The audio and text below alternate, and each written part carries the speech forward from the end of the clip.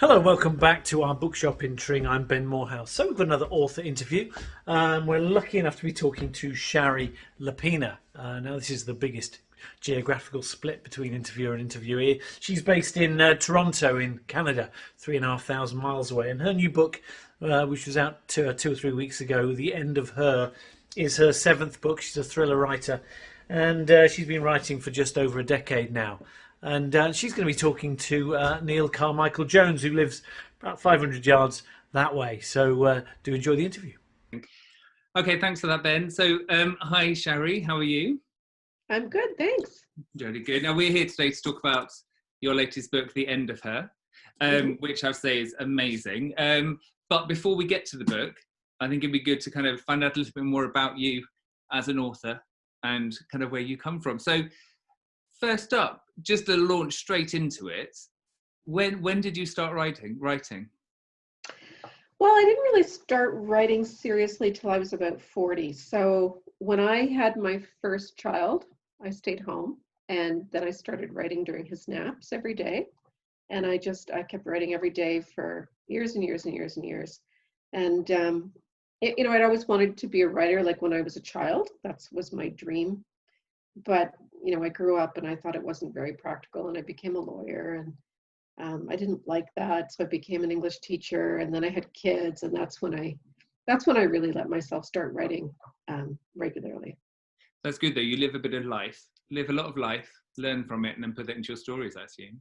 Yeah, I think it's better to do that than to just go to school to be a writer. I mean, you're better to live a bit and experience things and have things to draw on.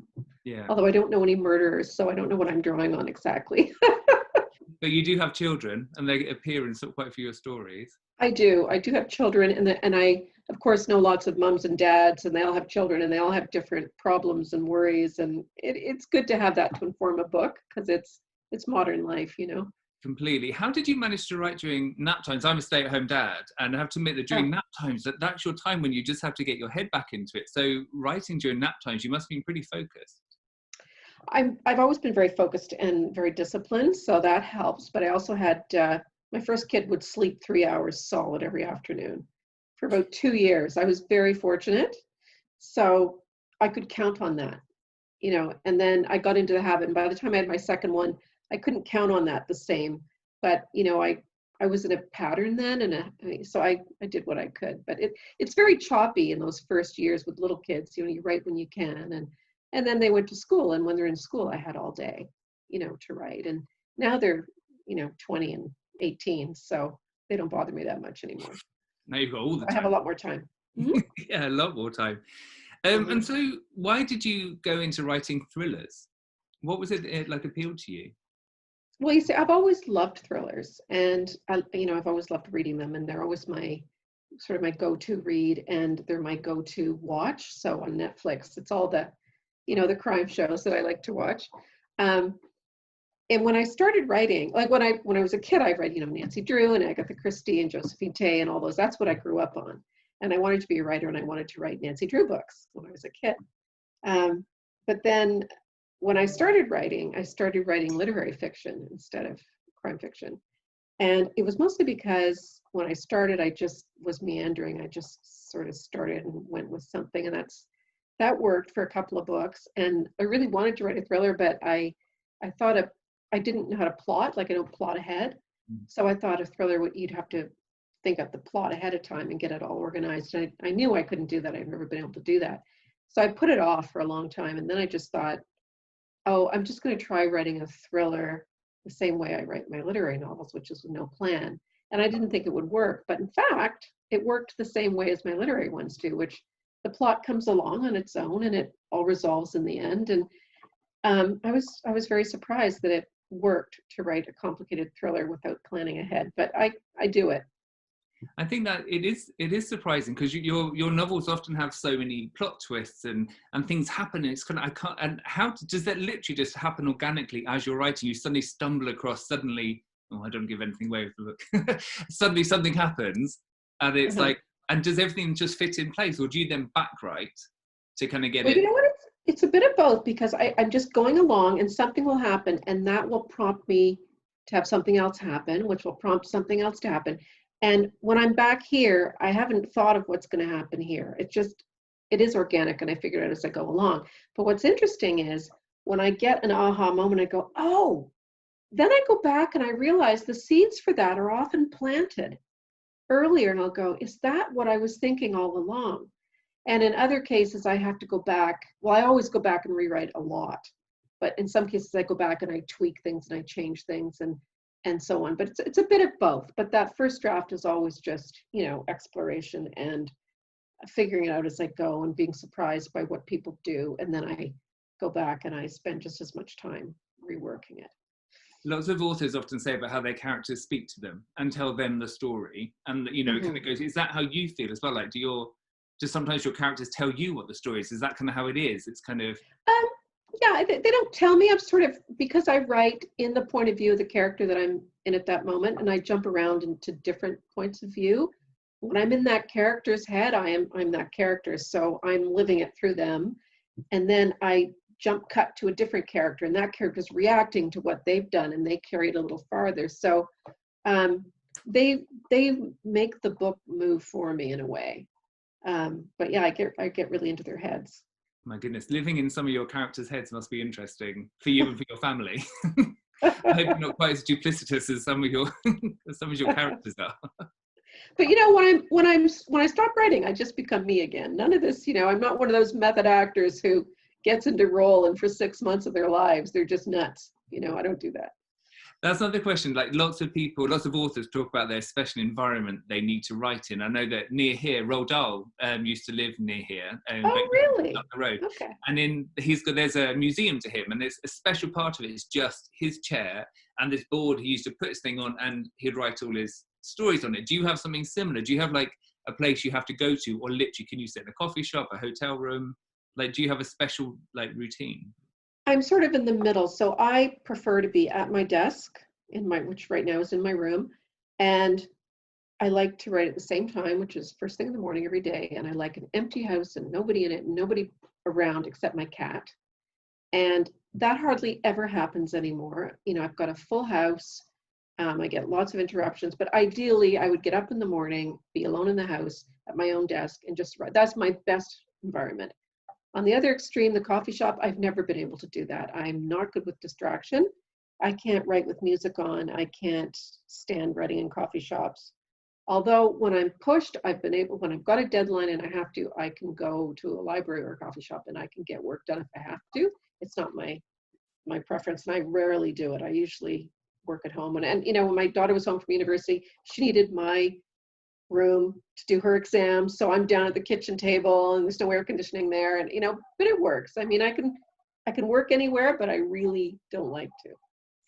That must be really useful, because I understand that you want like a book a year contract. Mm-hmm. And I don't get too much into like the legal or that kind of stuff here, but you must be able to write such a good book in such a short amount of time. So I guess you've also got to do editing and publishing and all that kind of stuff within that year. Do you think that really helps because you've got such good mindset for just getting on with it? Yeah, I think thriller writers who do a book a year, or anyone who does a book a year, the hardest thing about it is the shortness of time you've got to do a book in, because it sounds like you've got a year, but you don't really. You've got, I used about 4 or 5 months to write a first draft, and then I've got 4 or 5 months to rewrite it and review it with the editors. Then you've got another month and a half of copy editing and proofing, and then you've got all the production stuff, which so you don't really you get maybe 4 months to write it and 4 months to revise it, and then you spend a lot of time promoting. So that's the hardest thing about a book year, is the time frame is very short. And if you are the kind of writer who needs to, like, sometimes my books get very complex, and sometimes I just think, oh, if I could just put it away for a month and not look at it and come to it with fresh eyes. But you don't get to do that if you're doing a book a year. You can put it away for a weekend maybe, but you don't really have the luxury of a month to let it sit. Yeah. But fortunately I have lots of other pairs of eyes. I have 3 editors, and I have an agent and other people that can look at it and tell me what they think as well. So that helps. You must love your subject matter to be able to kind of get into it, and it can't be so much of a struggle to get into the stories, but the subject matter you write about isn't the nicest. Is it like a part of your psyche, do you think, that these slightly twisted people? I don't know. I don't feel twisted myself, but I do really enjoy the kinds of characters that I write about. And I love reading them. I love Patricia Highsmith, and I love all the psychological thrillers and I read a lot of books about psychopaths, and I'm very interested in that. I probably should have studied psychology in school instead of economics. But yeah, it's just what fascinates me. And I think it fascinates a lot of people. I mean, a lot of people read crime fiction for that reason. I mean, it's really compelling. And a lot of people do a lot of reading or watching of true crime because it's, right now I'm all over the Maddie McCann thing where they think they found the guy in Germany. Like, it's just so interesting. It is. They found there was a basement in the house. I think that was today's. They found a basement in the house that he lived in at the time. The house has now been resold and something's happened to it, but they've now discovered a basement, and they're now digging it out. So I haven't seen today's news on that. I saw yesterday's where they were searching a garden, and I just hope they figure this one out. And, it's been going on. To bed. Do you know what? While we're on that, I'm in a book club, and we did your book, The Couple Next Door, as our book. And someone, I was telling them I was going to be speaking to you, and they said she really wanted to be asked the question about whether the Maddie case was it around. It must have been around when you wrote that book. Like, was that any kind of motivation for that storyline about leaving a child at home and the child? It definitely had happened a few years before, and I knew about it, but I don't think that inspired me. I was really thinking about, I had kids at the time, and I live in a semi-detached house, and sometimes around here people will take their monitors and go next door and stuff, and I think that's what made me think that. I wasn't actually thinking specifically of the Madeline McCann case, but afterwards everybody asked me, was that what it was about? But not really. It was more about parenting and what parents would do. But that case is a fascinating one. It wasn't as big here as it is in England. Oh my goodness, England was nuts about that case. And still are. Still from. And I didn't realize until I started going to England all the time what a big news story that was. So just thinking about that, just for your plots and stuff, do you, because this might lead us on to talking about your new book, do you sometimes have a starting point of a real life story that could be a crime or a murder or something like that then could lead you into your narrative? Is that something you go for, or does everything often just come from your imagination, your own experiences? Well, the Couple Next Door just popped into my head about the detached house thing. The End of Her, the book that we're talking about now, that was definitely inspired by a real news story, because I read a story online about a man in the United States somewhere, I forget where, but there was a very bad blizzard and his car was buried in snow, and he went to dig it out, and his wife and young child were playing outside, and they got cold and they got into the running car to stay warm while he finished shoveling it out. And of course the tailpipe was stuck with snow and they died of carbon monoxide poisoning. And so when I read that, it was an accident and it was really awful and tragic. But, when I read it, I thought, oh, that's terrible. And I'll always check my tailpipe and make sure there's no snow in it. But, that part of my brain was thinking, wow, if you wanted to kill your wife and child, this is the perfect way to do it. You don't have to get rid of the bodies. That's always a hard thing. You don't have to worry about cleaning up a crime scene. They just go to sleep.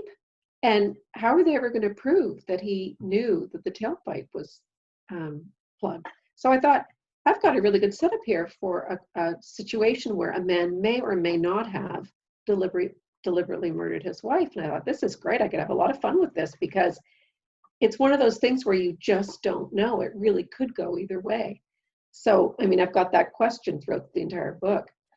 It's not really answered until very near the end. Very near the end, yeah. Very near the end.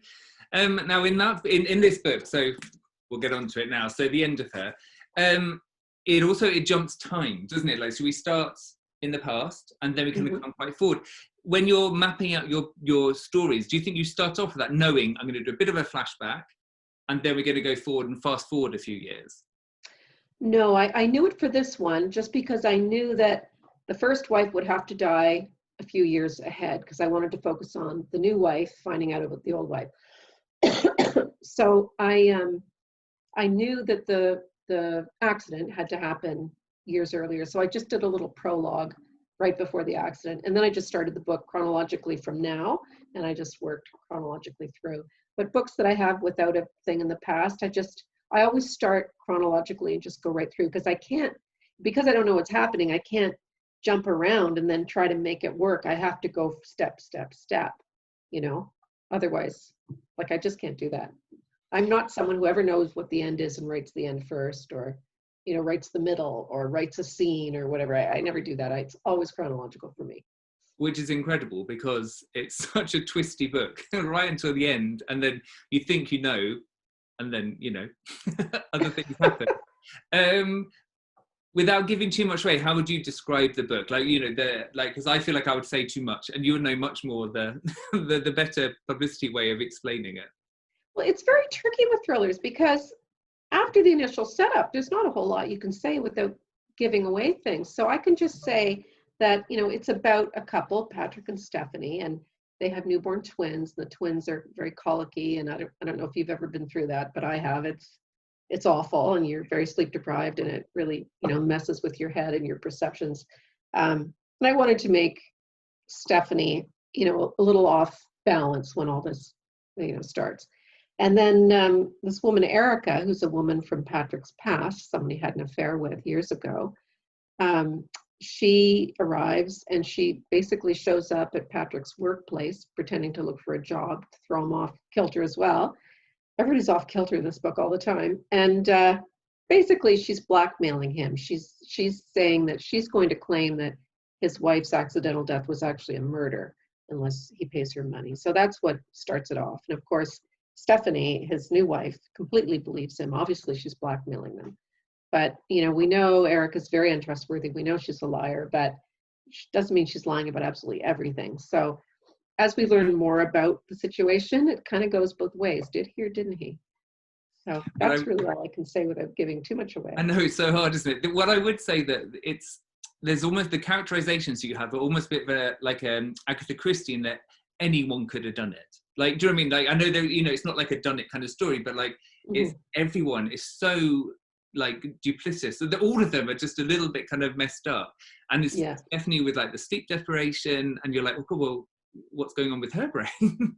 And then, and it's like, because I know we haven't had it, but I know I've got friends whose children have had colic, and I know, oh my God, I know what it's like for them. And I think that's such a good setup for something like this, because you question yourself. When you're tired, you question yourself, and you question everything, and it's the sense of kind of these people's worlds crumbling around. How they always say, you make things terrible for your characters, then you make them worse, and you make them worse. And I thought, well, what's worse than a child with colic? And I went, twins with colic. So you want to make it as bad as you possibly can, right? So is the image of the husband and wife both walking around all night long, holding those. Well, that's what my husband and I did. My first kid, I guess probably the reason he slept so well in the afternoon was he was up all night. But we would walk around the dining room table holding him off and on for 6-7 hours every night. But it didn't last more than 3 months, and it wasn't as long as what they went through. But 3 months is enough. Oh, yeah. It totally is. But that's another story where you have parents who are so sleep deprived, and then they do something. Yeah. You don't know. Because you can't remember what you've done. You're hallucinating most of the time. Something I do like about the book is that thrillers are often quite masculine. And I love the fact with this one, you kind of, it's such a blend of both. Like, it's not like a very, I know that's, do you know what I mean? I don't want to kind of bracket it in any kind of way. That the fact that, there's quite big of a motivation of love. And then there's this kind of the tiredness, and then a history, and then quite a big thing of greed over the top. Do you intentionally go in writing kind of quite a wide book, or is that just you? That's just how you... I think that's typically what I do. I mean, I know I'm classified as domestic suspense, but I do have a lot of male readers, probably more than I expected to have, to be honest, because I get into both points of view. So I think that's maybe why men also like to read the book. They're not particularly women's fiction. They're more crime fiction, and I like to get into the male point of view and what they're thinking and everything. And so it's a balance. It's always a balance. I always have male and female points of view in my books. So Yeah. And I think it works really well. I think it works really well. And people like the Erica character, who is so strong. Do you know what I mean? Like she's pretty powerful and knows what she wants. I think, you know, you do have some really strong characterizations in there. So I think it is an amazing book. I do love it. Thank you. I do love it. And just because I think we're meant to be wrapping up soon, aren't we? Oh no, I'm trying to see what time it was when we started. You can edit this bit out when I try and work out what time it is. Oh, no. It's 2:25 by me. Oh, it is. Oh, yeah, no, 7:25. Yeah. So you've got a few more minutes. Yeah, is there anything else that you want to talk about the book? Is there any other bits you think we might have missed out on? It's so hard. This is the thing. I've watched loads of these interviews, and when you talk about non-thriller books, you can talk in detail, like, oh, chapter 34, when this happened. But in this one, the second you're in, I was trying to explain it to my husband. I was like, after like maybe the first 5 pages, I've got to stop telling you about it. I know, it's really difficult. I mean, I can talk a little bit about one of the things I really loved in the book was the polygraph test, because polygraphs can go either way. And the interesting thing about them is they're not admissible in court because they're unreliable. On the other hand, the police rely on them heavily. So if you fail one, you're in trouble. And if you pass one, they'll often just put it aside and go look at someone else.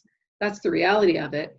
But I also have done a lot of reading and research, and there are many cases where you have two people, one's telling the truth, one's lying, and the one who's lying passes the polygraph, and the one who's telling the truth doesn't.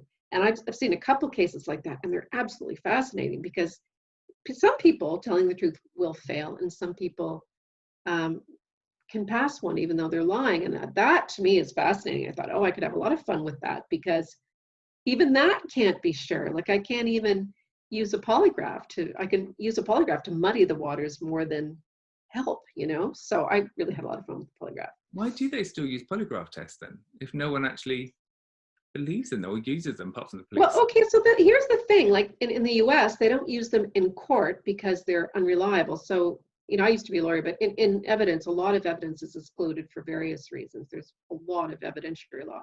And so you can't include lie detector tests in a court case. But the police rely on them, employers rely on them. So they tend to think that the general idea is, yeah, you can believe a polygraph, but not enough for court. So the cops rely on them for their investigation, but they can't use them in court. So it's tricky for someone who's suspected, right? Because if you say, I'm not taking one of those because your lawyer says you shouldn't take one, then they just assume you're guilty. So you're kind of in a bind.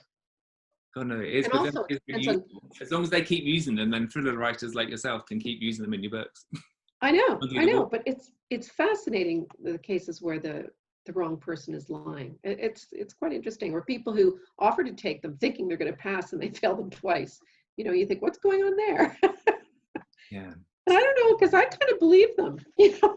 Yeah. But I don't know.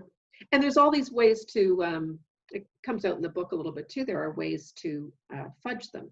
Yeah. You know, you can, they used to be, you would step on a nail in your shoe, but now they make you take your shoes off. So because if you step on a nail, research is so interesting when you read thrillers. If you step on a nail inside your shoe, the little spurt of pain when they ask you a question will cause your control answer to veer. So they don't have a good baseline. So there's all this really interesting stuff. Amazing. You're the good person. There's a lot of good stuff that never makes it into a book. I'm sure lots of crime writers will tell you, oh, they had really good stuff that, you know, never made it into a book, or maybe it'll make it into another book somewhere. I was going to say, it's a little detail that's kind of a bit of richness for a later book. Yeah. To see what happens. But the polygraph test in your book really does muddy it. It does, because I want to muddy everything until I get to the end, right? Until we're really in his head and revealing all, we can't really know what's going on. So I like to play with it. Have you moved on to your next one? I'm halfway through my next one. So it's I can't say much about it, but it's, you know, it's another thriller. It's quite a violent double murder, and I have 4 or 5 suspects, any one of whom might have done it, and all of whom are very happy that somebody did it.